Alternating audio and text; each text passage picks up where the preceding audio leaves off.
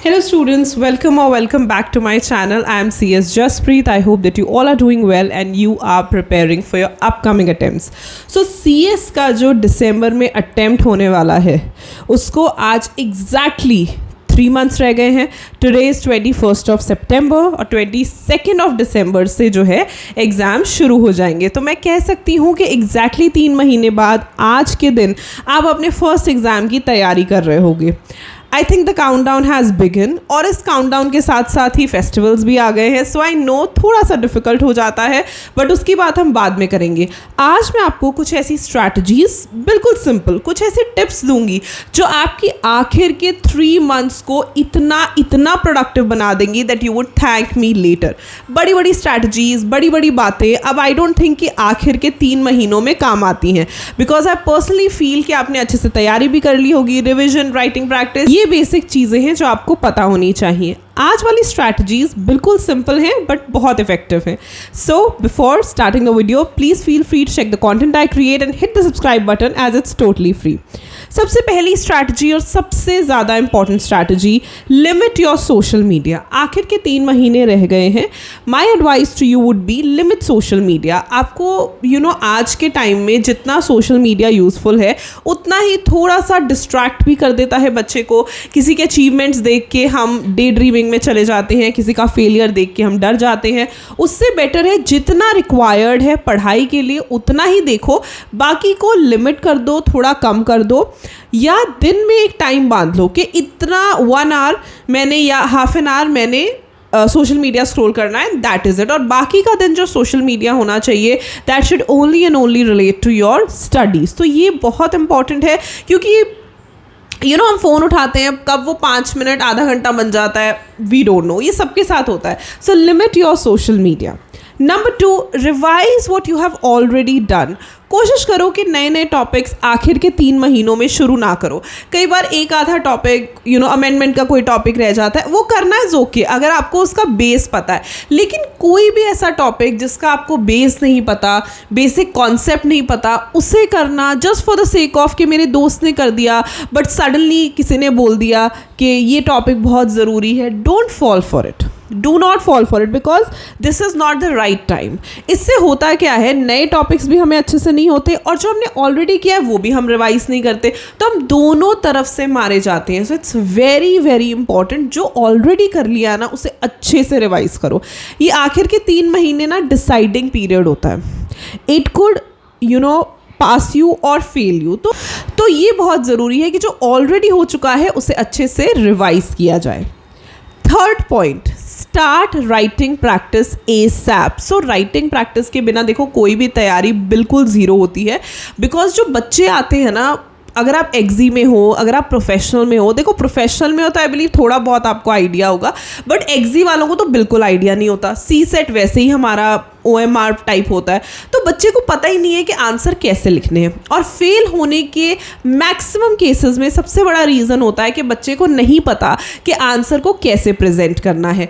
वो आंसर जिसका कॉन्सेप्ट उसे पता है, जिसका राइट सेक्शन नंबर उसे पता है, बट उसे पता ही नहीं कि उसे कैसे प्रेजेंट करना है. और जब तक आपको ये नहीं पता चलेगा आपकी सारी तैयारी का कोई फ़ायदा नहीं है.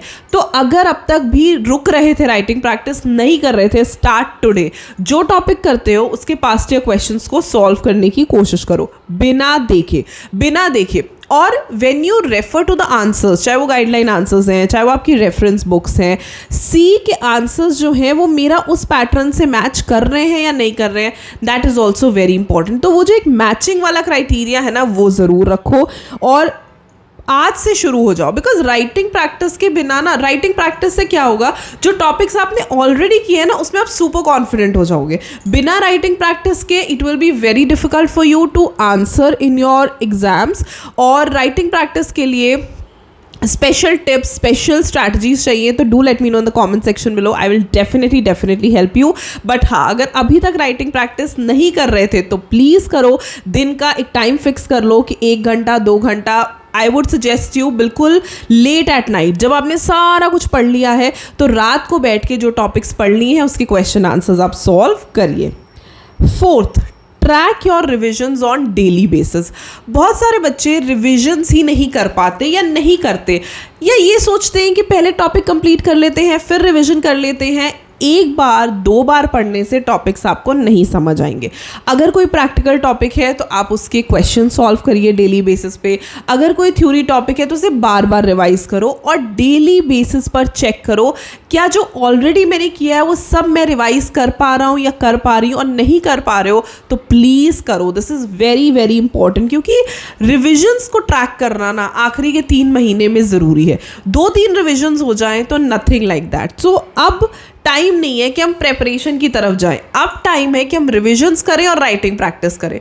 अगर आप मुझसे पूछो ना कि आखिर के 3 महीनों में एग्जैक्टली हमें क्या करना चाहिए, आई वुड सजेस्ट यू खूब सारी रिविजन्स और उसके साथ साथ राइटिंग प्रैक्टिस। जब ये दोनों चीज़ें क्लब हो जाएंगी ना, you will definitely clear the exam.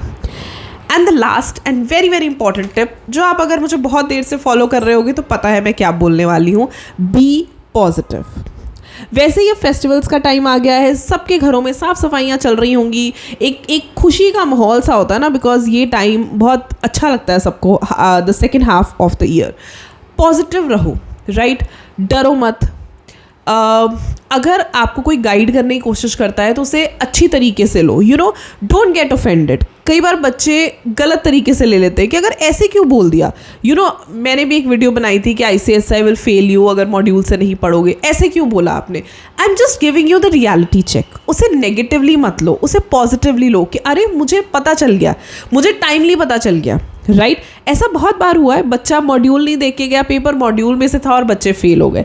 तो जो चीज़ सीखने वाली है उसे सीखो, और किसी के फीडबैक को, किसी की क्रिटिसिज्म को, अपनी पढ़ाई को, अपनी रिविजन्स को, अपनी तैयारी को, हर चीज़ में पॉजिटिविटी इनकलकेट करो, and then you see the changes it brings in your life, right? So ये टाइम नेगेटिव होने का नहीं है, ये टाइम इस चीज़ का नहीं है कि अरे कैसे होगा, how would I do it, मतलब मैं कैसे तैयारी करूँगा, कैसे, सब हो जाएगा। बट शांति रखो, नंबर 1, और नंबर 2 पॉजिटिविटी रखो। Positivity will completely change the game on how you are preparing, right? ये 5 बहुत ही सिंपल टिप्स, ट्रिक्स, स्ट्रैटेजी हैं जो आपको आखिर के 3 महीनों में यकीन मानो बहुत ज़्यादा हेल्प करेगा।